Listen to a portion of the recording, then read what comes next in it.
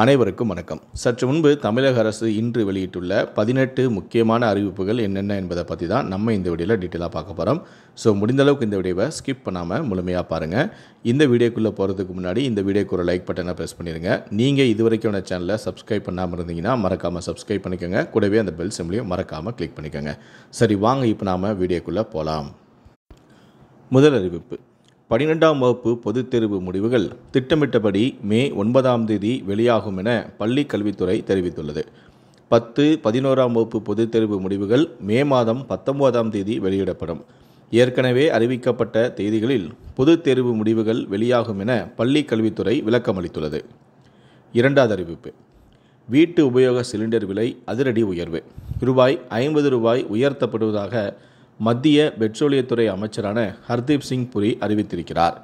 மானிய விலையில் சமையல் எரிவாயு சிலிண்டர் பெறுபவர்களுக்கு 853க்கு விற்பனை செய்யப்படுகிறது. உஜ்வாலா திட்டம் மூலம் சமையல் எரிவாயு சிலிண்டர் பெறுவோருக்கு ரூ.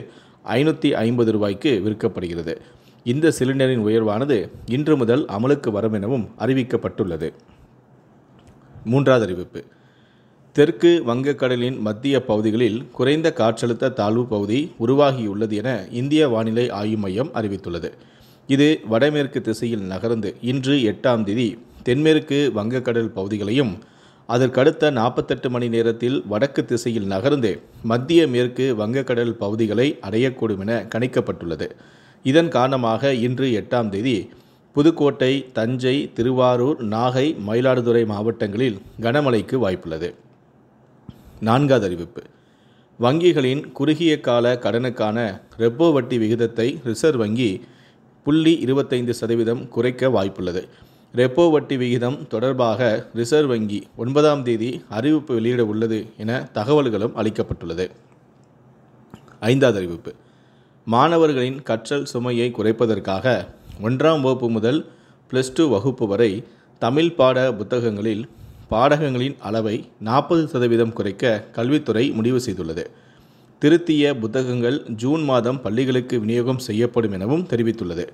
வருகின்ற கல்வியாண்டின் தொடக்கத்தில் புதிய திருத்திய தமிழ் பாட புத்தகங்கள் வழங்க பள்ளி கல்வித்துறை முடிவு செய்துள்ளது. ஆறாவது அறிவிப்பு: தமிழ்நாட்டில் ஏப்ரல் 10ஆம் தேதி மகாவீரர் ஜெயந்தியை முன்னிட்டு டாஸ்மாக் கடைகளுக்கு விடுமுறை அளிக்கப்பட்டுள்ளது. அதையும் மீறி விற்பனை செய்வது தெரிய வந்தால் சம்பந்தப்பட்ட டாஸ்மாக் கடை மேற்பார்வையாளர்கள், விற்பனையாளர்கள் மீது குற்றவியல் நடவடிக்கை எடுக்கப்படும் என எச்சரிக்கையும் விடப்பட்டுள்ளது. ஏழாவது அறிவிப்பு: தமிழ்நாட்டு வீட்டு வசதி வாரியத்தால் 31/3/2015க்கு முன்பு தவணை காலம் முடிவுற்ற குடியிருப்பு திட்டங்களுக்கு மாத தவணை தொகையினை தாமதமாக செலுத்தியதற்காக விதிக்கப்படும் அபராத வட்டி முழுமையாக தள்ளுபடி செய்யப்படும். நிலத்தின் இறுதி விலை வித்தியாசத்திற்கான வட்டியில் ஒவ்வொரு ஆண்டிற்கு 5 மாதத்திற்குண்டான வட்டி தள்ளுபடி வழங்கப்படும். இந்த சலுகையானது 31/3/2026 வரை செயல்படுத்தப்படும். இதன் மூலமாக நீண்ட காலமாக நிலுவையில் உள்ள இனங்களில் ஒதுக்கீடுதாரர்கள் விரைவாக விற்பனை பத்திரம் பெற்றுக்கொள்ள இயலும் என சட்டப்பேரவையில் அமைச்சரான முத்துசாமி அறிவித்திருக்கிறார்.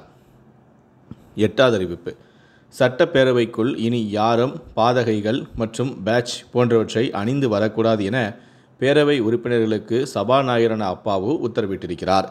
மேலும் சென்னை, மதுரை, கோவை, சேலம், திருச்சி உள்ளிட்ட மாவட்டங்களில் ஆதிவனம் திட்டம் இந்த ஆண்டு செயல்படுத்தப்பட உள்ளதாக வனத்துறை அமைச்சரான பொன்முடி தெரிவித்திருக்கிறார். ஒன்பதாவது அறிவிப்பு: கனிம வளங்கள் கொண்ட நிலங்கள் மீதான அதிகபட்ச வரியாக சிலிமனைட் கனிமம் டன் ஒன்றுக்கு 7,000 நிர்ணயம் செய்யப்பட்டுள்ளதாக தமிழ்நாடு அரசு அறிவித்துள்ளது. குறைந்தபட்ச வரியாக களிமண் கனிமத்துக்கு டன் ஒன்றுக்கு ரூ. 40 நிர்ணயம் செய்யப்படுகிறது. கனிம வளங்கள் கொண்ட நிலங்கள் மீதான வரியால் அரசுக்கு ஆண்டுக்கு கூடுதலாக 2,400 கோடி ரூபாய் வருவாய் கிடைக்கும் என தெரிவித்துள்ளது. 10வது அறிவிப்பு: சென்னையில் 22 கோடியில் 6 அமுதம் அங்காடிகள் அமைக்கப்படும் என சட்டப்பேரவையில் அமைச்சரான சேகர் பாபு அறிவித்துள்ளார். 11வது அறிவிப்பு: அரசு சட்டக்கல்லூரி மாணவர்கள் பயன்பெறும் வகையில் அனைத்து சட்ட பாடக புத்தகங்களும் தமிழில் மொழிபெயர்க்கப்படும் என சட்டத்துறை அமைச்சரான ரகுபதி அறிவித்திருக்கிறார். மேலும் சென்னை, ஈரோடு, கள்ளக்குறிச்சி உள்ளிட்ட 14 மாவட்டங்களில் தலா ஒரு சிறப்பு நீதிமன்றம் வீதம் 14 சிறப்பு நீதிமன்றங்கள் 3 கட்டங்களாக அமைக்கப்படும் எனவும் அமைச்சரான ரகுபதி அறிவித்திருக்கிறார். 12வது அறிவிப்பு. கோடைக்கால விடுமுறைக்கு வெளியூர் செல்ல ஆன்லைனில் முன்பதிவு செய்யும் 75 பயணிகளுக்கு சிறப்பு பரிசுகள் வழங்கப்படும் என தமிழ்நாடு அரசு போக்குவரத்து கழகம் அறிவித்துள்ளது. தமிழ்நாடு அரசு போக்குவரத்து கழக பேருந்துகளில் ஆன்லைன் மூலமாக முன்பதிவு செய்யும் பயணிகளை ஊக்குவிக்க ஏற்பாடு செய்யப்பட்டு வருகிறது. பயணச்சீட்டு முன்பதிவு செய்து ஏப்ரல் 1 முதல் ஜூன் 15ஆம் தேதி வரை பயணம் மேற்கொள்வோரில் 75 பயணிகள் தேர்வு செய்யப்படுவார்கள். 75 பயணிகளை கணினி சிறப்பு குழுக்கள் முறையில் தேர்வு செய்து சிறப்பு பரிசுகளும் வழங்கப்படும். முதல் பரிசு 25 பேருக்கு, இரண்டாம் பரிசு 25 பேருக்கு, மூன்றாம் பரிசு 25 பேருக்கு என மொத்தம் 75 பயணிகளுக்கு வழங்கப்படும் என தெரிவிக்கப்பட்டுள்ளது. 13வது அறிவிப்பு. தாம்பரம் திருவனந்தபுரம் ரயிலானது 1 மாத காலத்திற்கு நீடிப்பு செய்யப்பட்டுள்ளது. தாம்பரம் திருவனந்தபுரம் ரயிலானது வரும் 11ஆம் தேதி முதல் அடுத்த மே மாதம் 2ஆம் தேதி வரை ரயிலின் சேவை நீடிப்பு செய்யப்படுகிறது. திருவனந்தபுரத்திலிருந்து தாம்பரம் ரயிலானது வரும் 13ஆம் தேதி முதல் வரும் மே மாதம் 4ஆம் தேதி வரை தெற்கு ரயில்வே நீடிப்பு செய்துள்ளது. இந்த சிறப்பு ரயில்கள் தாம்பரத்திலிருந்து வெள்ளிக்கிழமை தோறும், திருவனந்தபுரம் வடக்கிலிருந்து ஞாயிற்றுக்கிழமை தோறும் புறப்பட்டு செல்கின்றன. இரு மார்க்கத்திலும் மேலும் 1 மாத காலத்திற்கு ரயில்களின் சேவை நீடிப்பு செய்யப்பட்டுள்ளதால் பயணிகள் மகிழ்ச்சி அடைந்து உள்ளனர். 14வது அறிவிப்பு.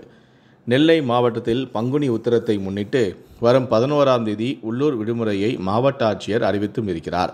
விடுமுறை நாளுக்கு மாற்றாக ஏப்ரல் 26ஆம் தேதி வேலை நாளாக கருதப்படும் எனவும் நெல்லை ஆட்சியரான சுகுமாரன் தகவல் தெரிவித்தும் இருக்கிறார். தென்காசி மாவட்டத்தில் அருள்மிகு காசி விஸ்வநாதர் ஆலயத்தில் மகா கும்பாபிஷேகம் மற்றும் பங்குனி உத்திர திருநாளை முன்னிட்டு ஏப்ரல் 7 மற்றும் 11ஆம் தேதி ஆகிய 2 நாட்கள் உள்ளூர் விடுமுறையை அறிவித்து மாவட்ட ஆட்சியர் அறிவிப்பொன்றை வெளியிட்டிருக்கிறார். 15வது அறிவிப்பு. காவல்துறையில் காலியாக உள்ள 1299 SI பணியிடங்களுக்கு தகுதியுள்ள நபர்கள் 7ஆம் தேதி முதல் மே மாதம் 3ஆம் தேதி வரை விண்ணப்பிக்கலாம் என தமிழ்நாடு சீருடை பணியாளர் தேர்வு வாரியம் அறிவித்துள்ளது. சார்பு ஆய்வாளர் பணியிடங்களுக்கு குறைந்தபட்ச கல்வி தகுதியாக ஏதாவது ஒரு இளங்கலை பட்டம் இருந்தாலே போதும் எனவும் வயது வரம்பானது 1/7/2025 படி 20 வயது நிறைவுற்றவராகவும் மற்றும் 30 வயது நிறைவடையாதவராகவும் இருக்க வேண்டும். விண்ணப்பதாரர்கள் இணையவழி விண்ணப்பம் சமர்ப்பிப்பதற்கும் மேற்கொண்டு தகவல் அறிவதற்கும் www.tnusrb.tngovernment.in என்ற இணையதளம் மூலமாக தெரிந்து கொள்ளலாம். 16வது அறிவிப்பு. சென்னை உயர்நீதிமன்றத்தில் உள்ள தனிப்பட்ட உதவியாளர்கள் பணியிடங்களுக்கு வேலைவாய்ப்பு அறிவிப்பு வெளியாகியுள்ளது. நீதிபதி தனிப்பட்ட உதவியாளர்கள் 28 பேர், பதிவாளரின் தனிச் செயலாளர் 1, தனிப்பட்ட உதவியாளர்கள் 14, தனிப்பட்ட கிளார்க் 4. இந்த பணியிடங்களுக்கு விண்ணப்பிக்க விரும்புபவர்கள் ஏதேனும் ஒரு பாடப்பிரிவில் பட்டப்படிப்பை முடித்திருக்க வேண்டும். தமிழ் மற்றும் ஆங்கிலத்தில் தட்டச்சு மற்றும் சுருக்கெழுத்து தெரிந்திருக்க வேண்டும். மேலும் அலுவலக ஆட்டோமேஷன் கணினியில் சான்றிதழ் பெற்றிருக்கவும் வேண்டும். பணியிடங்களுக்கு விண்ணப்பிக்க விரும்புபவர்கள் www.mhc.tn.government.in என்ற இணையதளத்தில் ஆன்லைன் வழியாக விண்ணப்பிக்க வேண்டும். கடைசி நாள் 6/5/2025. 17வது அறிவிப்பு. தென்கிழக்கு மத்திய ரயில்வேயில் காலியாக உள்ள 1007 பணியிடங்களை நிரப்புவதற்கான விண்ணப்பங்கள் வரவேற்கப்படுகின்றன. எனவே தகுதி மற்றும் விருப்பம் உள்ளவர்கள் இறுதி நாள் முடிவதற்குள் விண்ணப்பித்து பயன்பெறலாம் என தெரிவிக்கப்பட்டும் உள்ளது. விண்ணப்பிக்க கடைசி தேதியானது 4/5/2025. கடைசியாக 18வது அறிவிப்பு. இ-சேவை மையங்களில் அரசு பேருந்துகளுக்கான டிக்கெட் முன்பதிவு செய்து கொள்ளும் வசதி விரைவிலேயே அறிமுகம் செய்யப்பட உள்ளது. இதன் மூலம் தமிழ்நாட்டில் உள்ள 530க்கும் மேற்பட்ட இ-சேவை மையங்கள் மூலம் அரசு பேருந்து டிக்கெட்டுகள் முன்பதிவு செய்யலாம். கிராமப்புற மக்கள் பயனடையும் வகையில் இ-சேவை மையங்கள் மூலமாக அரசு பேருந்து டிக்கெட் முன்பதிவு செய்ய வழிவகையும் செய்யப்பட்டுள்ளது. இந்த 18 அறிவிப்புகளை பற்றிய உங்களுடைய கருத்துக்களை கீழே இருக்கக்கூடிய கமெண்ட் செக்ஷனில் மறக்காமல் சொல்லுங்கள். முடிந்தளவுக்கு இந்த வீடியோவை மற்றவங்களுக்கும் ஷேர் பண்ணுங்கள். மேலும் இது போன்ற பல வீடியோக்களை பார்க்கணும் அப்படின்னு நினச்சிங்கன்னா மறக்காமல் இந்த சேனலை சப்ஸ்கிரைப் பண்ணுங்கள். நன்றி, வணக்கம். மீண்டும் ஒரு வீடியோவில் சந்திக்கிறேன்.